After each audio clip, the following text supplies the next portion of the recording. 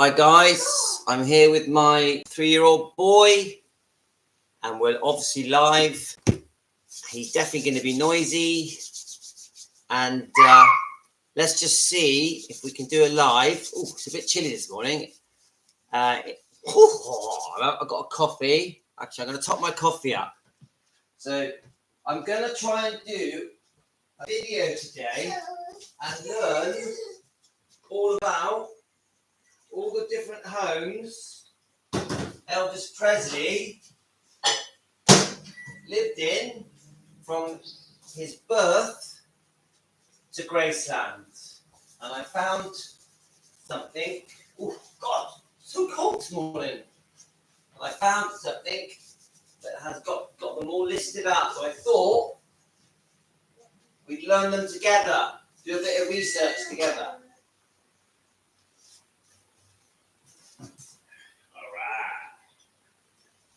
The wife's at work.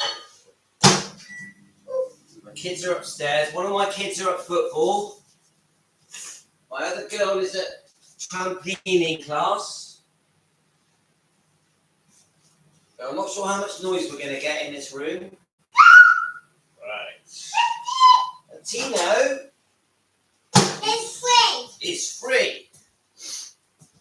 Right. Sorry about that. Okay, got to have a nice coffee. So good morning to you. Let me just tell you the time. 10:31 a.m. I'm in southwest UK and near Bristol. And I've been trying to learn more about Elvis's life pre-famous. So today, well, Gina, don't forget, we have to talk quietly because we're on air, mate. Yeah. So I just want to tell you a bit more about me. I'm a lifelong Elvis fan since I was a very tiny boy. And I feel indebted to Elvis because I feel like he helped my life. And I love making videos, just learning with you guys about his life and anything to do with his life. So my channel, yes, it's an Elvis channel, but anything that connects to Elvis is on my channel. So it could be obviously Priscilla and his family, but it could be the Memphis Mafia, it could be the Beatles or James Brown, anything that ever touched Elvis. Like I did a video last night about Elvis's affair with Susan something. So what I'm saying is it will always relate back to Elvis. Like I did one with Neil Diamond and Muhammad Ali. And so all of my stuff relates back to Elvis.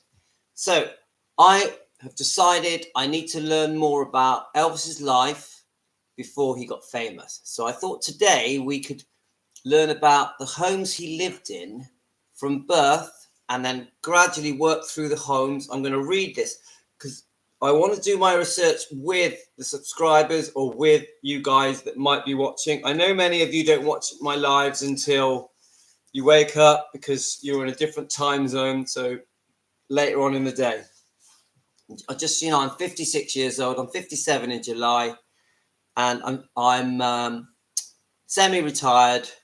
So I'm home a lot, and I have 5 kids that live at home with me.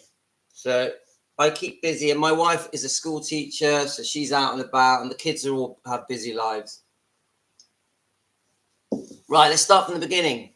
If any of you do join, feel free to ask me anything or to tell me where you are, what country you're in. Right, let's just start reading this. So the website I found is called Elvis Australia, which I think is a very, very famous Elvis website, and I think they've got a really good YouTube channel as well. I'd actually like to know more about them because it's brilliant. Right, let's just start reading it from the beginning. So I'm guessing that the first house no, that's just silly. Obviously the first house he lived in was the one that he was born in, and we obviously know that Jesse Garon died at birth. So let me start reading it. A man's home in his castle, and so Elvis Presley. Now, a man's home is his castle. Oh yeah, I'm not very good at reading, by the way. And so Elvis Presley's Graceland is definitely the king's castle. But for about the first half of his life, Elvis and his family had many other homes. The family moved often in both Tupelo and Memphis and lived in many different houses and apartment complexes before Elvis ever crossed the old gates of Graceland. He called many other places from Tupelo to Memphis home. So, yeah. And I think from the interviews I've seen and my research that he loved Memphis and he loved Mississippi Tupelo equally. They were both very special for him. Even when he did his charity stuff, it was for both areas. So I'm guessing this is I should know this, but I don't. The name, I'm guessing, of his birth home that Vernon built is Old Sotillo Road. Old Sotillo Road. Right. Remember, we have to be quiet. Don't make me run over there and beat you up. Yeah. He's so cute, my son. But he's loud. Difficult to do alive. Elvis' birthplace was built by his father, Vernon, with help from Vernon's brother, Vesta. And I think Vesta was the main person on the Graceland gates all through Elvis's life. Is that correct? Please let me know because I'm still learning. So he built it with the help of Vernon's brother Vesta and father Jesse. All right, see, I've just learned something new. I didn't know that Vernon Presley's father was called Jesse. And that makes sense, Jesse Garon, whose relatively spacious 4-room house sat next door, located above a highway that transported locals between Tupelo and Birmingham, Alabama, and nestled among a group of small, rough-hewn homes along the old Sotillo Road. The house had no electricity. It was connected, but it was not used due to the cost or indoor plumbing and was similar to housing constructed for mill villages around that time. Okay, so they could have had electricity and plumbing, but they didn't because they couldn't afford it. Didn't know that. See, that's a new thing I learned. So that's the first house, and we've all seen the videos and the footage of Elvis and pictures of the house, and you could do a museum tour with those properties now, and they've been refurbished, but they still, from what I've seen, still look the same as they looked back then. Right, is it saying years? No, it's not saying. Let's have a look. Right, okay. So let's just keep reading this. On May the 25th, 1938, Vernon and Travis and Leather are sentenced to 3 years in Mississippi State Penitentiary at Parkland for forging a check. We do know that story, don't we? Let me just see if if it allows any chats. I don't know. So if anyone's out there, feel free to send me a message. So I just want to see if it's working. So, Elvis was born January the 8th, 1935. We know it was twins. We know that Jesse Garon unfortunately didn't make it. And Gladys Love Presley, who was formerly known as Gladys Smith Love, I think. When she met Vernon, she met him in church. He was 17. She was 21. Her father ran a cotton picking business, I think, and she would work for him. Am I right about that? So they obviously were smitten, and very quickly she got pregnant. We all know the story of the twins being born, and that she had to lie. No, Vernon had to lie about his age so they could get married, which I think is so romantic. Let's keep looking. So we go on to the check fraud, And I know he was given 3 years, but I think he only served 8 months. Right, so Gladys is unable to maintain the repayment schedule on their home because he took out a loan for $180 to build that home, causing the family to lose this house. And she and Elvis are forced to move in with relatives. So I didn't know this. Gladys moved in briefly with her in-laws next door. All right, so Gladys actually moved next door to that house briefly. Obviously, just with Elvis because Vernon's in prison. These are hard times for mother and son, understandably, in view of Presley's attitude towards his son. Gladys had grown more and more uncomfortable living next door to her father-in-law. At some point during Vernon's prison sentence, Gladys moved out and stayed with her cousin Frank Richards. Whatever the reason, the Presleys never returned to the house Vernon built. Stories differ as to the reason on how the house left their ownership. Oh, well, that's interesting. So they weren't actually there very long. I can't see the date they moved into that house. It doesn't clearly say. Let's have a look. No, it doesn't actually say the day they moved in. It says they moved out. Right, so on May the 16th, 1940, Vernon and Gladys and Elvis, obviously he's come out of prison by then, along with their cousins Sales Presley, not sure who that is, and his wife Annie, so Sales Presley, that's her name, right. So Vernon, Gladys and Elvis, along with the cousins Sales Presley, his wife Annie and their daughter are living in Pascagoula, a port near Biloxi. Now, I've done a video about Biloxi where Elvis had a romance there and on the fishing trip, which I think most Elvis fans have seen that fishing trip. It's a very special video. There's many people on that boat and really happy times, beautiful weather in Biloxi. And I think Biloxi held a special place in Elvis's heart as well. Right, so Vernon and Sales had found work on a WPA project to expand the Pascagoula shipyards. Okay, I'm learning. On June the 20th, 1940, homesick for family and friends, both families returned to East Tupelo. Right, okay.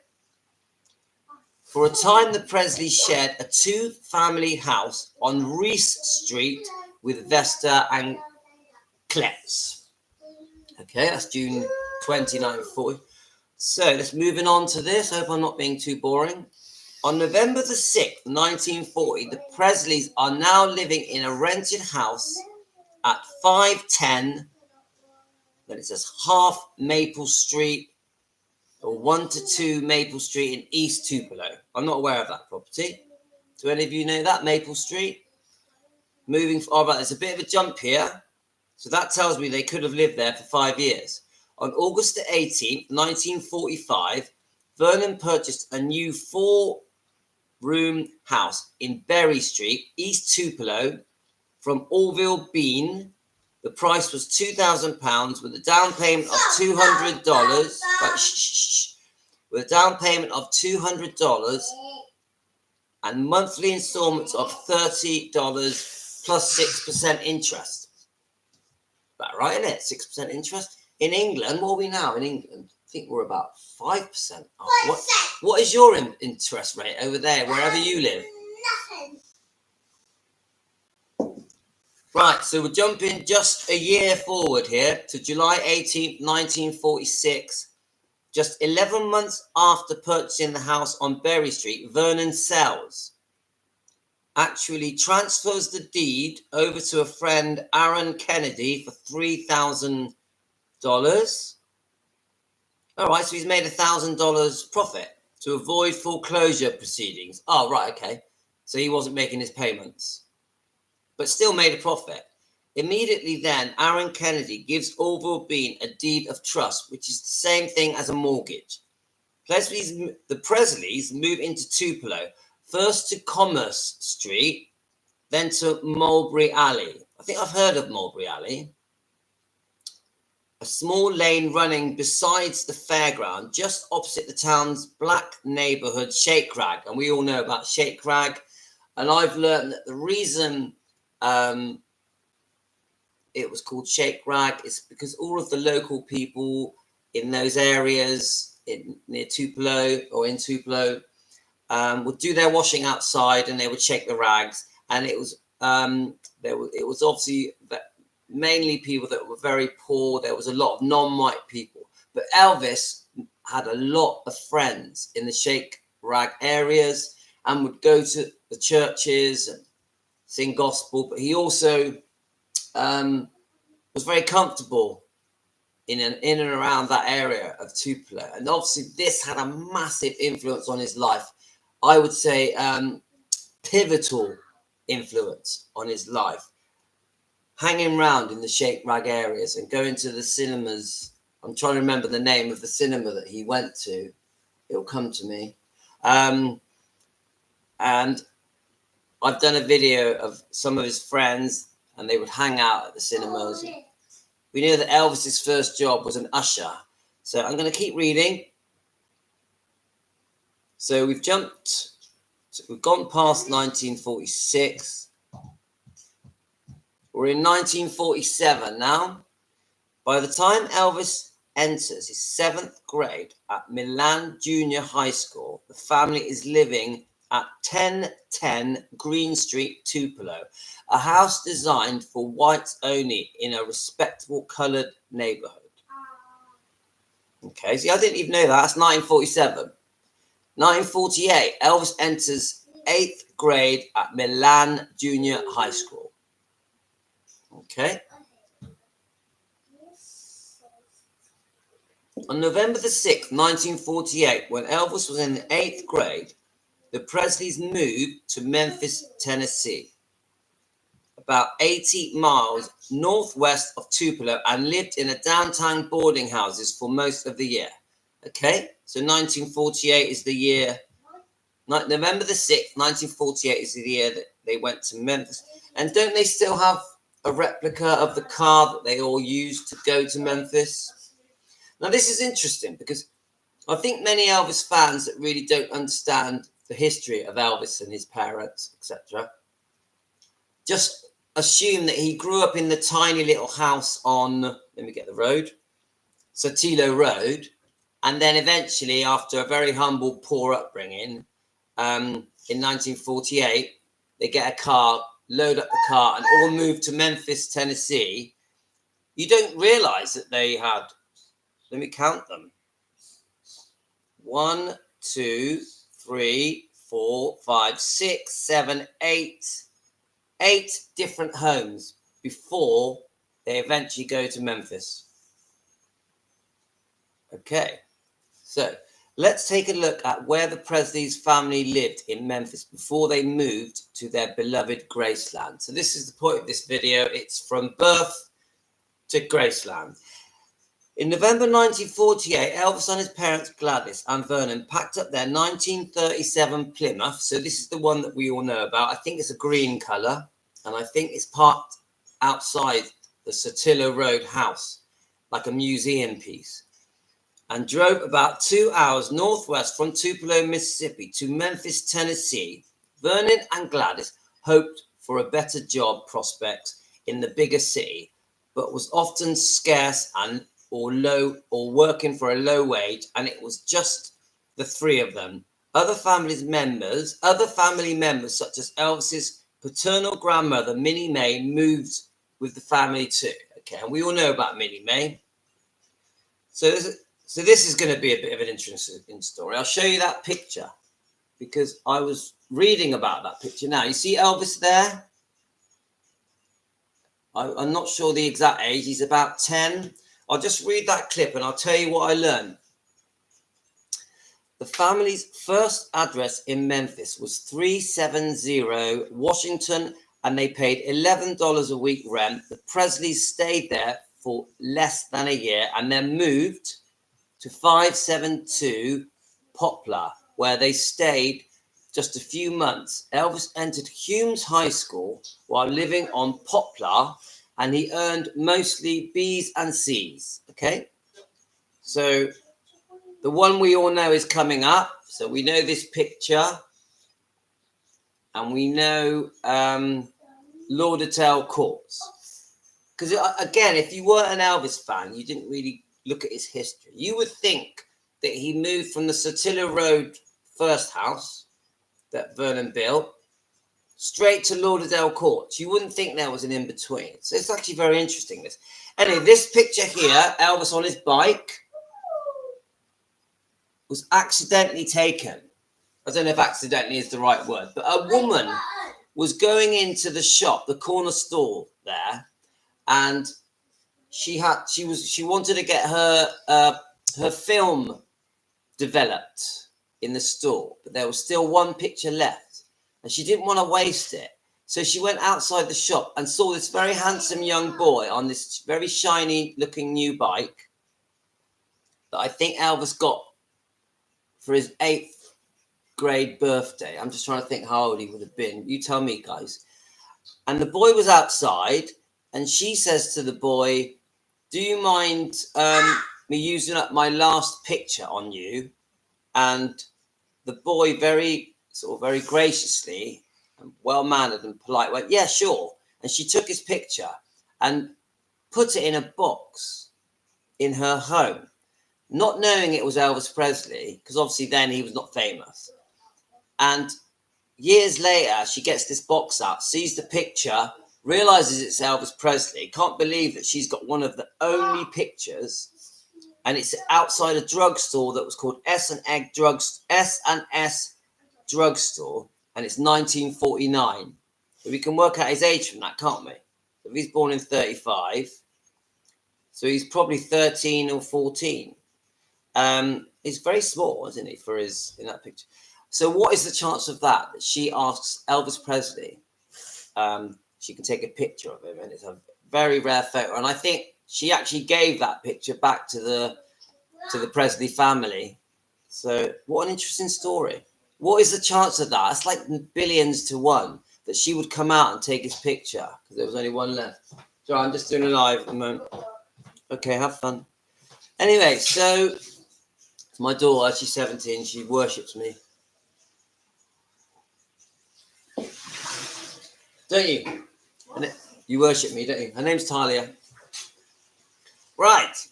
So now we're going to Lauderdale Courts, which, right, just be quiet a minute. We're going to Lauderdale Courts, which you can actually, I saw a video on this morning. You can actually go there and view it as a view it all. There's loads of pictures all around. The whole lot has been refurbished. There's many apartments, and you can actually rent and stay in the apartment Elvis lived in for $250 a night. I'm not sure how old that video was that I watched, but it's very interesting. Let's have a look. In September 1949, the family moved to 185 Winchester Street, which is the address of the Lauderdale Courts apartments. The family shared a 2-bedroom first-floor apartment, and it was number 328 for $35. Now, this is what, on the video I watched today, I don't think the number 328 was the original number. I think the original number was 165. That's what it said on the video that I watched. And obviously a very famous picture of Elvis as a very young boy holding a gun. He was obsessed with guns. Is that a gun? Yeah, I'm pretty sure it is. And you see his, let me just show you this. So his right foot, and we go nice and close. If you go there now, the right foot on the ground is a blue painted footprint that people go there, they stand there, they put their foot in that footprint, and they take fan pictures as part of their Elvis searching tour that many people do. So the family stayed at Lauderdale Courts from September 1949 to January 1953. So let's work that out. So 4 years, more or less. which was the longest time they lived at a single residence that wasn't Graceland. Now that's interesting. Elvis had many friends who lived in and around Lauderdale Courts. The courts proved to be a pivotal place. See you, have a nice time. The courts proved to be a pivotal place for Elvis, for it was from here that a shy Elvis would practice his guitar in the basement laundry room. Now I saw this. There was one room where like they say, the basement, right, Tina, I'm trying to do this. There was one, right, let's have a look. I know, but I just want to do this so that the people that are listening can hear me without hearing you screaming. Right. Elvis would practice his guitar in the basement laundry room and would also meet and play with other musicians who lived in the courts. So on the video I watched this morning, the reason Elvis liked the laundry room and he would sing there regularly is because it had quite an echo. It had a sound to it that was perfect for singing. And it showed that room. And that room's still there, obviously. It hasn't really, it's all been redecorated, but it's still the same as it was. Elvis would walk to nearby Beale Street. Right, okay, see, I didn't know that Beale Street is near the house at Lauderdale Courts, and gain inspiration from the blues artists. So we know that the rhythm and blues and jazz artists, which massively influenced his life. But don't forget, he carried forward the influences from Tupelo and the Shake Rag area. So you mix them two together and we get the essence of Elvis. And Elvis, I think Elvis absolutely loved Tupelo and Beale Street and Lauderdale Courts and loved his life between those ages. So he, you know, sometimes they try and paint him out to be this very poor person that was down on life, that struggled. Well, I think, yes, he was poor, but just because you're poor doesn't mean you're unhappy. It doesn't mean you're not loving life. I had a very humble upbringing, and I loved my childhood. And we were very poor, but I still loved it. I don't think money is whether or not you have a happy upbringing as a child. It's love and friendship. So that's just my opinion. Anyway, so let's just keep looking. So where are we? So Elvis would practice his guitar in the basement laundry room and would also meet and play with other musicians who lived in the courts. Elvis would walk to nearby Beale Street and gain inspiration from blues artists. You would find him listening to records and pop tunes around the corner. Sun Studios was over a mile away. Okay, that's a good reference. It was here that his close-knit community that Elvis met girlfriends. We know Elvis was very popular with the girls, even at a very young age. And he went to Hume School and developed as a performer. Even after Elvis found fame, he still went back to Lauderdale Courts to see his friends who lived there. And that completely does not surprise me, because as famous as Elvis got, he always went back to both Tupelo and Memphis. And we know about the comeback, the massive performances he did in Tupelo. He was very proud of where he came from, his heritage, very proud. More importantly, it was Elvis would garner affirmation from his friends and neighbors as he performed in the wonderfully designed communal country yards. Is it? No, in the beauty. Right, let me just read that again. Performed in the wonderfully designed communal courtyards and mall of Lauderdale Courts. Okay, there we are. So he would perform all around there. Communal life in the courts included monthly inspections by the Memphis Housing Authority staff. Elvis got written up for leaving a cereal box on the table. He was late for school. There was a report like, needs help in cleaning up. They would come back and give you a cleaning lesson. So this is obviously him. I'm guessing that's at Lauderdale Courts, but I'm not definite. And I don't know. Let's have a close up. I don't know who these two people are. Do you? I definitely don't. Right. So, oh, okay. Let me just read this bit. Ken Black's brother of late Bill Black, Presley's bass player, reminisced about when his widowed mother Ruby and his 8 siblings lived at Lauderdale Courts. Bill Black was grown and did not live at the courts, but would come to visit. Ken Black is a member of the group of former Lauderdale Courts resident called the Poor Boys. No, Poor Boys Done Good. That's a funny name. Poor Boys Done Good. Who meet every Thursday for coffee at Perkins Restaurant in East Memphis. They agree that their time at the Lauderdale provided for some of the best memories of their life. I'm not surprised. Singing with Elvis Presley. Look at that picture. Right, let's read that section. I met Elvis in 1949 at Humes High School. Black said while sitting in the Presley living room, he was in 9th grade, I was in the 10th grade. I lived in the other end of the complex. When Elvis moved out, he went to Alabama Street, about half a mile from Lauderdale. I lived across the street and got to know him real well. All right, okay, that's another place that he lived. Let's keep looking. Right, so the Lauderdale Courts are now called Downtown.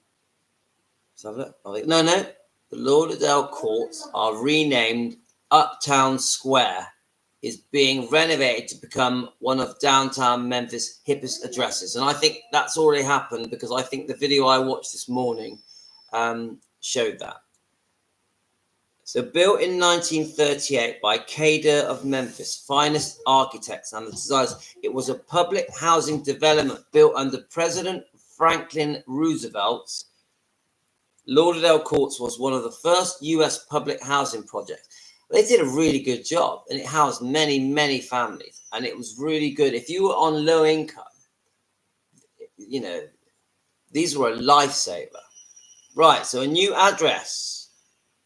The family packed up again and moved to 698 Saffrons, which was across the street from Humes High School, followed just a couple of months later with a move to 462 Alabama in April 1953. Elvis graduated from Humes High School while they lived on Alabama. Now you see, that's 2 moves again. So Elvis moved many times. I just find that fascinating. 698 Saffrons. There's I know about this picture because I've done a video on this a few days ago. Elvis leaning on his first car. It could be his 18th birthday. Gladys and Vernon bought him that car for his 18th birthday, and it would break down quite a lot. He had a bad starter motor, so they would push him to start a lot, and the brakes on it were terrible. But he kept that car till 1955. He was very proud of that car. Just a great picture. And the fact that Vernon and Gladys saved up because they were they were on low income and they managed to buy that car. For Elvis, obviously, they adored Elvis. They wanted him to have everything. I just find that lovely. And even that picture, I think it just says 1,000 words, doesn't it? It's just something about that picture. Beautiful. So, and I think from when I did my video yesterday, Vernon taught Elvis to drive in his friend's Lincoln, or was it his cousin's Lincoln, a 1942 Lincoln, when Elvis was very small. And this Lincoln, Elvis would have to peer over the steering wheel. But he loved driving his dad's car. He loved it. And Elvis has always loved cars, right from a little boy. And I don't blame him. I have as well. Next, the family moved to 2414 Lamar Avenue in 1954, followed by 1414 Getwell in late 55. My God, that's another 2 moves. So 2414 Lamar Avenue and then by that's in 1954. Then by 1955, late 1955, he's now moved to 1414 Getwell.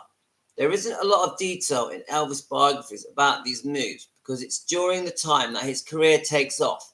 He records his first acetates. Oh yeah, they're called acetates, weren't they? Not records. And we all know this story about Sun Studio at Memphis Recording Service. So it was original. See, I didn't know that. I should know these things. It was originally called Memphis Recording Service. I never knew that. Now called Sun Studio. His first hit single, That's All Right Mama, is played on radio, and he performs at his first concerts. He also performed at the Grand Ole Opry and joined the Louisiana Hayride. And it was at this point, so I'm guessing 1955, that he met Colonel Tom Parker, and he signed the contract with Colonel Tom Parker, and we know about this. And obviously the new contract is done, and he eventually signs with RCA. Let me just show you this picture, and I'm guessing this picture is around 1955 or 56. Now, is that the pink Cadillac he bought his mum? And she didn't have a driver's license. Right, let's keep going. All right, we're getting there now. Now, this is an address that we have all heard of many times, Audubon Drive. Audubon Drive. Let's read about this. As his popularity soared, Elvis needed a better home. He and his parents purchased the house 1034 Audubon Drive in March 1956, and they lived there for a year. I think there's quite a lot of pictures of him being at this address, and I think he quite liked living there. Obviously, it's a big jump from what he was used to. So let's keep this. So the young star and his family paid $29,500 for the house, and the first they ever owned in Memphis. So yes, they've always rented up until that point. I wonder if he paid cash or if it was a mortgage. Before flying to Shreveport on March the 3rd, 1956, with cousin Gene Smith, Elvis writes a check for $500 towards the purchase of a house for himself and his parents on 1034 Audubon Drive. Yeah, so it was a mortgage. A well-to-do suburban neighborhood east of downtown Memphis, while Elvis is on tour. On March the 20th, his parents move into the new house. So at that point, the money hasn't started flowing in yet, because I know eventually he could just buy everything cash, couldn't he? This was a time of innocence, gracious Southern living, and dawn of pop culture as we know it today. And I've watched so many interviews, and I've read so many things, and I've watched so many videos, and I truly believe that Elvis's happiest time was from his childhood way back in Tupelo and through to these few years here. So 1955, 56, 57, 58. I really believe that Elvis was still innocent and wealth hadn't affected him and changed him. I don't think he had any problems with prescribed medication at that age, even though I have read that the rock and roll kids in the mid-50s would take party tablets so to give them a good feeling. So whether or not Elvis took them, I don't know. So let's keep going. Even when I look at the pictures, even Gladys and Vernon just seem quite relaxed and happy. I mean, I know that Gladys always has this look of worry on her, and she never really liked Elvis becoming so famous because she felt it changed his happiness. They were a very Christian family, very God-fearing family, and she always saw past the money. She wanted the innocent Elvis back, that was pre-fame. And I think caused her some depression and maybe but was part of the fact that she would drink. And maybe the fact she took the diet pills was because they'd become famous, so she was in the public eye, so she wanted to look slimmer. Who knows? There's so many things that are affected by becoming high profile, a public person. And I just don't think that Gladys was cut out for it. I think Vernon probably was, but not Gladys. Right, let's just read this bit.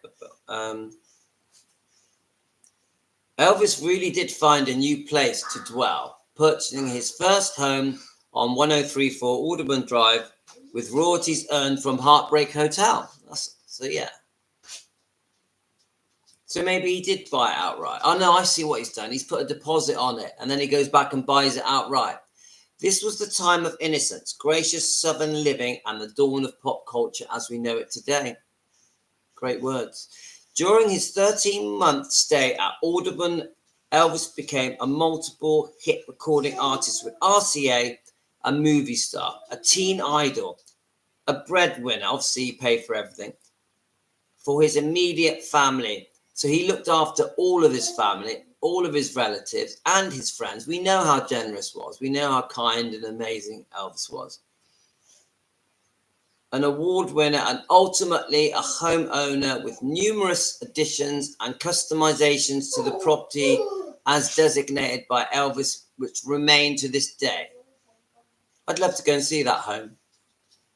Alderman Drive, 1034 Alderman Drive. And I think one day I probably will. Let's have a look. Right. They would have been comfortable there had their son not become the biggest show business sensation in the Western world. It soon became apparent that 1034 Alderman Drive failed to provide privacy for an increasing army of fans who even started camping on the home's front lawn. Consequently, Elvis and his parents spent much of the early 1957 in Hollywood, where Elvis was filming Loving You. See, I didn't know that.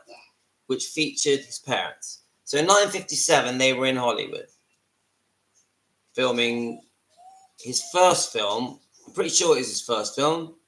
In fact, I know it was, in Loving You. Well, I didn't know that. They went and stayed there with him whilst he filmed. Above taking a break from the fans, Elvis relaxed with his family on a patio on his 1034 Audubon Drive, Memphis. Elvis paid £40,000 for the 4-bedroom ranch-style house in 1956, a year before he purchased Graceland. On the same day, the photograph was taken. Okay, let's just show you the photographs.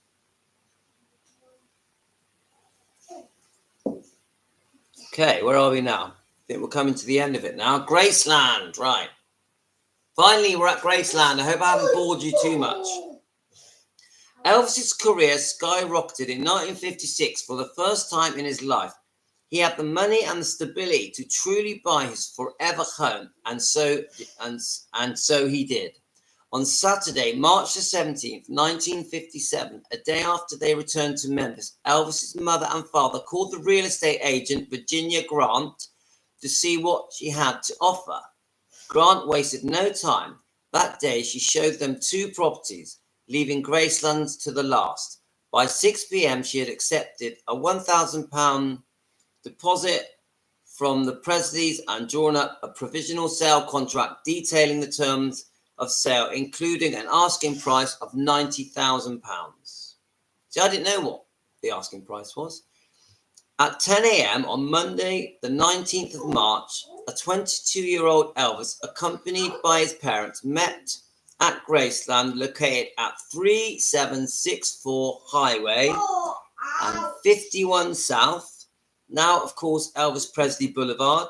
See, I didn't know that either. See, I'm learning here. We're all learning together. Elvis surveyed the property for a few minutes, then baptized the house by playing some rock and roll at the piano. Elvis and Vernon and Gladys Presley signed the sales contracts on the spot as purchasers. Now, I didn't know that. So are they saying that when he viewed the property, there was a piano there and he started playing rock and roll on that piano in the house on the day he viewed it? Now, that's interesting. Is that true? After spending the first 22 years of his life moving from house to house, he was ready to settle down. And when Elvis purchased Graceland, he didn't just purchase a house, he purchased his own home, sweet home. And with that, stability that he had never experienced before. And that's true, because this live stream I'm doing now, it's like, I'm not sure how many homes he had from being in Tupelo, but I would say it's well over 10 homes before he finally, at 22, gets Graceland. And Elvis never moved from Graceland, all members, although his career took him across the country, he couldn't live anywhere. In 20 years, he lived at Graceland. He took care of his home regularly, redecorated it, and managed to turn it into both the first true rock star's mansion and a cozy family home. She did, actually. And one day, there's Elvis proud outside Graceland. And one day, I'm going to go there. I'm going to go to Graceland one day and watch this house. Okay, guys. I hope I didn't bore you. And I actually found that really interesting. And this is a new series of my live videos where I want to do my research with you guys. Now, I could make a very good video from what we've learned together of sort of talking about how Elvis started from birth, and Vernon and Gladys, and Vernon builds the house in Tupelo. Remember the name of the road? Old Sotillo Road, with $180 mortgage. And then all the way through to Graceland. This is a really good story to put into a video with pictures, and I'll see if I can find some nice footage of each, and pictures of each property, which I doubt it because there's so many. And I think you can tell, I think, after I've gone through all these different properties, that Vernon and Gladys were very much trying to better their lives. There was a lot of moving. I know that the thing with the check fraud where Vernon goes to prison was a traumatic thing that the whole family went through. And that trauma, I think, cemented the bond between Gladys and Elvis, even though their bond was amazing. I think to have their father taken away was not just a shock, but it forced them together to really be there for each other. So I think you can tell from all these different house moves that they are searching. Vernon and Gladys are searching for a better life, a better job, a better home, a better area. And they're always striving for better. And I think that was also true about Elvis, that he always wanted to be his best. And it really stands out in his life. But actually, even though they were always searching for better, and there are so many house moves to try and get to that golden pot, I also think whenever they look back on their life, and that's not just Vernon and Gladys, but also Elvis, the happiest times were when they were much younger, much poorer, and when they were making these adventures. Because it is that story that we've just gone through, to me, is a massive adventure that eventually culminated at Graceland. And then so much more happened. Once Elvis bought Graceland at just 22, so much more happened that we all know about, that still affected the whole world and affects us all today. But what a beautiful story, I think, and so interesting. But I also think they must have gone through hell as well, because there are so many moves. And I know that they struggled and it was tough. But I think they were decent, good-hearted Christian people that really brought Elvis up well. So I hope you've enjoyed it, guys. I could waffle on and on and on. And I want to watch this back myself because it's going to teach me more, because I need to get some of this to sink in so I can put it into a video format for us all to watch together. Thanks, guys. Have a great day wherever you are. And if you're just waking up in America or anywhere around the world, because you've got different, it's a different time where you guys are. Good morning to you. And I appreciate any of you watching my videos. And my son behind me, he does enjoy me making these videos. And we're going to put, I think we're going to put an Elvis film on now, because I keep saying to him, well, I want to watch some more Elvis films. And so that's the plan. Take care, guys. I'm going to wave as I go.